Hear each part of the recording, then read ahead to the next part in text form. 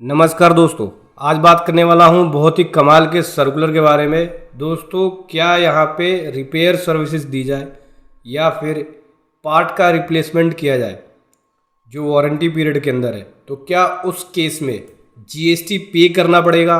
क्या उस केस में आईटीसी को रिवर्स करना पड़ेगा? चलिए समझेंगे इस वीडियो के अंदर। गवर्नमेंट ने यहाँ पे इस टॉपिक से रिलेटेड बहुत सारी क्लेरिफिकेशन दी है, इसको स्टेप बाय स्टेप समझेंगे। उससे पहले बताना चाहूँगा, जो भी भाई बंधु मेरे चैनल पे पहली बार है, इस वीडियो को पहली बार देख रहे हैं, जिन्होंने अभी तक सब्सक्राइब नहीं किया, सब्सक्राइब कर लीजिए, साथ ही साथ बेल आइकन पे भी क्लिक कर लीजिए ताकि इस तरह का कंटेंट आपको मिलता रहे। तो दोस्तों, यहाँ पे गवर्नमेंट कह रही है कि देखो, बहुत सारे क्वेश्चंस रेज हो रहे थे कि अगर कोई डिस्ट्रीब्यूटर या मैन्युफैक्चरर अपने प्रोडक्ट की वारंटी पीरियड के अंदर रिप्लेसमेंट करता है, रिपेयर सर्विसेज दे रहा है और एडिशनल सर्विसेज दे रहा है, तो क्या उस केस में जीएसटी पे करना पड़ेगा? क्या उस केस में आईटीसी जो हम पार्ट लगा रहे हैं एक्स्ट्रा हमारे स्टॉक से ख़त्म हो रहा है, तो क्या उस केस में इनपुट एज क्रेडिट को रिवर्स करना पड़ेगा? तो यहाँ पे इससे रिलेटेड क्लेरिफिकेशन से लगभग यहाँ पे 6 पॉइंट है, 6 पॉइंट को गवर्नमेंट ने क्लियर किया है। चलिए एक एक करके मैं आपको बताता हूँ। तो सबसे पहला इशू है, अगर यहाँ पे जो मैन्युफैक्चर है वो वारंटी ऑफर करता है गुड्स जो उसने बेचा है कस्टमर को, और पार्ट को रिपेयर करता है या फिर रिप्लेसमेंट सर्विस देता है कि भाई अगर कोई पार्ट ख़राब हो गया मैं उसको चेंज करके दूंगा, रिप्लेस करके दूंगा, कोई प्रॉब्लम आ गई उसको रिपेयर करेंगे वारंटी पीरियड में है, तो बिना कोई सेपरेटली चार्जेस के, मतलब कोई एडिशनल चार्जेस नहीं लेंगे, अलग से कोई चार्जेस नहीं लेंगे, तो क्या उस केस में जीएसटी पे करना पड़ेगा इस तरह की रिप्लेसमेंट पे या इस तरह की सर्विसेज जो दे रहे हैं बिना कंसिडरेशन के? तो गवर्नमेंट यहाँ पे क्लैरिफिकेशन दे रही है। तो यहाँ पे गवर्नमेंट ये कह रही है कि देखो, जो ओरिजिनल सप्लाई हुई मैन्युफैक्चर के द्वारा, जहाँ उसने सबसे पहले सेल करी और जो गुड्स सेल किया उसमें बोला कि भाई मैं ये सामान बेच रहा हूँ और इसमें हमारी वारंटी ये है कि अगर कुछ कमी होती है तो गुड्स को चेंज करके देंगे या फिर अपनी सर्विसेज देंगे, रिपेयर करके देंगे आपको वारंटी पीरियड में। तो यहाँ पे गवर्नमेंट करेगी जो ओरिजिनल सप्लाई हुई उसके अंदर पहले से जीएसटी पे कर दिया गया है मैन्युफैक्चरर के द्वारा, ठीक है, जो मैं यहाँ पे पहले से जीएसटी पे कर दिया गया ओरिजिनल सप्लाई पे। इस केस में जब मैन्युफैक्चरर वारंटी पीरियड के अंदर होता है, पार्ट को रिप्लेस करके दे रहा है या कस्टमर को रिपेयर सर्विसेज दे रहा है वारंटी पीरियड के अंदर और कोई भी चार्जेस नहीं लेता है, तो उस केस में कोई भी जीएसटी पे नहीं करना पड़ेगा इस तरह की रिप्लेसमेंट सर्विसेज पे या इस तरह की रिपेयर सर्विसेज पे।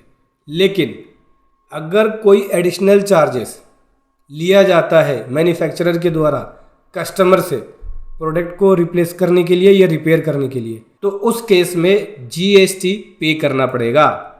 मतलब कि वारंटी पीरियड में है, कोई भी चार्जेस नहीं लिया जाता है, फ्री में रिप्लेस करके या रिपेयर करके देते हैं तो जीएसटी नहीं देना क्योंकि पहले जीएसटी पे कर चुके हैं। लेकिन अगर कोई एडिशनल चार्जेस मैन्युफैक्चरर करता है, लेता है रिप्लेसमेंट के लिए या रिपेयर सर्विसेज के लिए, तब जीएसटी पे करना पड़ेगा। चलिए बढ़ते हैं दूसरे क्वेश्चन की तरफ।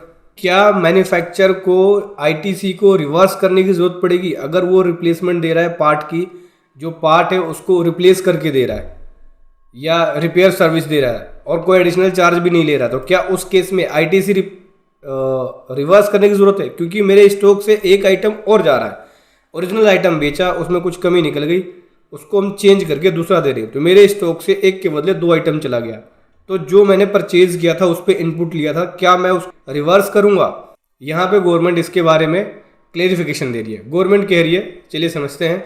गवर्नमेंट यहाँ पे कह रही है, देखो, जब ओरिजिनल सप्लाई हुई गुड्स की कस्टमर को दिया गया, तो जो वारंटी पीरियड था, वारंटी पीरियड में पार्ट के रिप्लेसमेंट भी इंक्लूड थी और रिपेयर सर्विसेज भी थी, जो कि वारंटी पीरियड के अंदर मैन्युफैक्चरर के द्वारा इनकर्ड किया जाएगा। तो जो ओरिजिनल सप्लाई हुई उसके अंदर ही रिप्लेसमेंट कॉस्ट को या रिपेयर कॉस्ट को इंक्लूड किया जाएगा, ठीक है। ऐसे में अगर मैन्युफैक्चरर रिप्लेस करता है पार्ट को या रिपेयर सर्विसेज देता है, तो उस केस में उसको इनपुट टैक्स क्रेडिट को रिवर्स करने की रिक्वायरमेंट नहीं है, यानी आईटीसी की रिवर्सल की रिक्वायरमेंट नहीं है इस तरह के केसेस में। साधारण सी भाषा में बात करें तो अगर आप पार्ट का रिप्लेसमेंट कर रहे हैं, आप मैन्युफैक्चरर हैं, रिपेयर सर्विसेज दे रहे हैं, कोई भी अलग से चार्जेस नहीं ले रहे हैं, उस केस में आपको ITC की रिवर्सल की रिक्वायरमेंट नहीं है। चलिए बढ़ते हैं तीसरे क्वेश्चन की तरफ। तो दोस्तों, क्या GST पे करना पड़ेगा अगर पार्ट की रिप्लेसमेंट करे या रिपेयर सर्विसेज दे डिस्ट्रीब्यूटर, ठीक है, बिना किसी कंसिडरेशन के मैन्युफैक्चर के बिहाफ पे? तो समझते हैं गवर्नमेंट क्या कह रही है। यहाँ पे गवर्नमेंट कह रही है कि अगर डिस्ट्रीब्यूटर रिप्लेसमेंट की सर्विस दे रहा है, पार्ट को रिप्लेस करके दे रहा है या फिर रिपेयर की सर्विसेज दे रहा है मैन्युफैक्चरर के बिहाफ पे और कोई अलग से चार्जेस नहीं ले रहा है, तो उस केस में GST नहीं पे करना, कोई भी GST नहीं लगेगा, ठीक है। लेकिन अगर यहाँ पे डिस्ट्रीब्यूटर कोई एडिशनल चार्जेस जोड़ता है या कोई एडिशनल चार्जेस लेता है पार्ट को रिप्लेस करने के लिए या फिर रिपेयर सर्विसेज के लिए, तो उस केस में GST पे करना पड़ेगा, जो भी एडिशनल चार्जेस लिया जाएगा उसके ऊपर। चौथा पॉइंट है, अब देखो चौथे क्वेश्चन बोलते हैं कि देखो अगर डिस्ट्रीब्यूटर यहाँ पे पार्ट को रिप्लेस कर रहा है या रिपेयर कर रहा है मैन्युफैक्चरर के बिहाफ पे, तो क्या उस केस में ITC रिवर्स करने की रिक्वायरमेंट होगी? इनपुट टैक्स क्रेडिट की क्या रिवर्स करने की रिक्वायरमेंट होगी?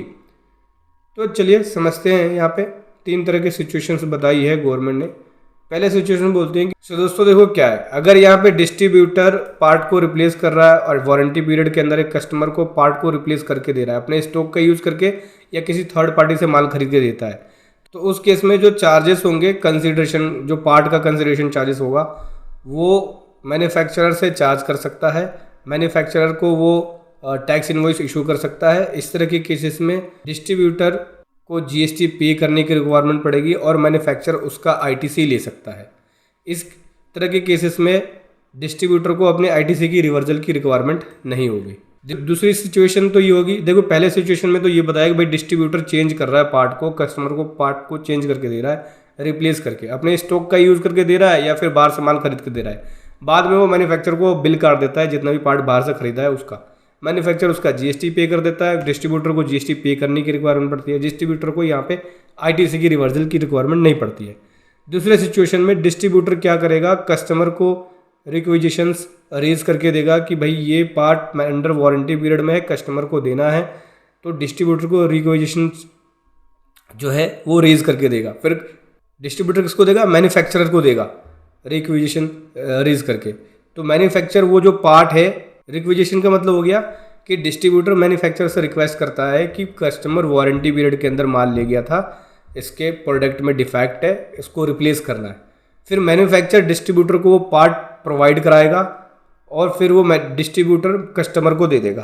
तो ऐसे केस में जब मैन्युफैक्चरर डिस्ट्रीब्यूटर को माल दे रहा है, उसके स्टॉक से कम हो रहा है, तो उस तरह के केसेस में मैन्युफैक्चरर को ITC रिवर्सल करने की रिक्वायरमेंट नहीं है। दोस्तों देखो तीसरी सिचुएशन में यह है कि डिस्ट्रीब्यूटर मैन्युफैक्चरर से सप्लाई ऑलरेडी रिसीव करता है और डिस्ट्रीब्यूटर कोई पार्ट में डिफेक्ट आया उसको रिप्लेस करके दे रहा है।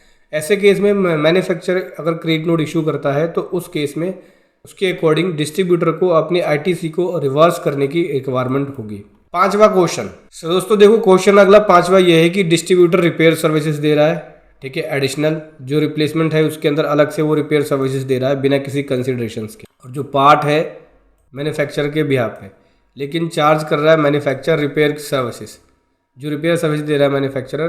दोस्तों 5वें पॉइंट में बोलते देखो डिस्ट्रीब्यूटर रिपेयर सर्विसेज दे रहा है, ठीक है, जो रिप्लेसमेंट है उस रिप्लेसमेंट वारंटी के अंदर अपनी रिपेयर सर्विसेज दे रहा है बिना किसी चार्ज के, कस्टमर से कोई पैसा नहीं ले रहा है, लेकिन डिस्ट्रीब्यूटर मैन्युफैक्चरर से चार्ज कर रहा है इनवॉइस या डेबिट नोट को इशू करके, तो उस केस में GST पेबल होगा इस तरह की एक्टिविटीज़ पे।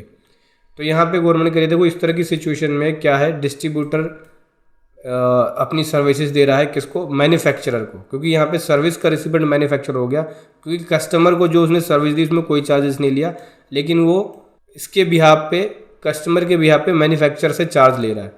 तो जब वो मैन्युफैक्चरर से कंसिडरेशन रिसीव करेगा तो वो टैक्स इनवॉइस इशू करेगा और इस केस में GST पेबल होगा, GST देना पड़ेगा, और इस तरह के इनवॉइस के ऊपर मैन्युफैक्चरर जो है वो इनपुट टैक्स क्रेडिट भी ले सकता है। अगला क्वेश्चन है, सो दोस्तों कुछ केसेस में कंपनी जो है वो वारंटी पीरियड को एक्सटेंड करने का ऑफर देती है कस्टमर को ताकि वो ओरिजिनल सप्लाई के बेनिफिट्स को ले सके, और वारंटी पीरियड के अंदर जो रिप्लेसमेंट सर्विस है, रिपेयर सर्विस है, वो ले सके। तो क्या इस तरह की एक्टिविटीज़ पे GST पे करना पड़ेगा? तो इसके अंदर गवर्नमेंट ने 2 सिचुएशन बताया है।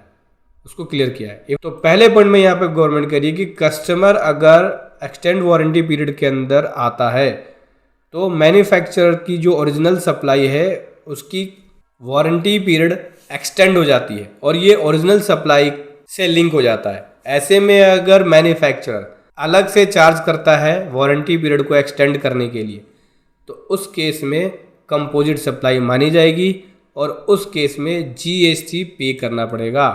वारंटी पीरियड को एक्सटेंड करने के लिए अलग से चार्जेस लेते हैं तो दोस्तों अगले पॉइंट बोलते हैं कि देखो अगर कस्टमर एक्सटेंड वारंटी पीरियड के अंदर आ जाता है, इस तरह के एग्रीमेंट में आ जाता है, तो जो ओरिजिनल सप्लाई है, ओरिजिनल सप्लाई के वारंटी पीरियड के अंदर पहली सप्लाई हुई फिर उसकी वारंटी बढ़ा के आपको मिल गई तो उस केस में जीएसटी पे करना पड़ेगा। जो भी सर्विसेज प्रोवाइड करेंगे यहाँ पे, चाहे मैन्युफैक्चर हो, चाहे डिस्ट्रीब्यूटर हो या कोई भी थर्ड पार्टी हो, ठीक है, अलग से कोई सर्विसेज प्रोवाइड की जाती है, कंसिडरेशन लिया जाता है तो उस केस में जीएसटी पे करना पड़ेगा।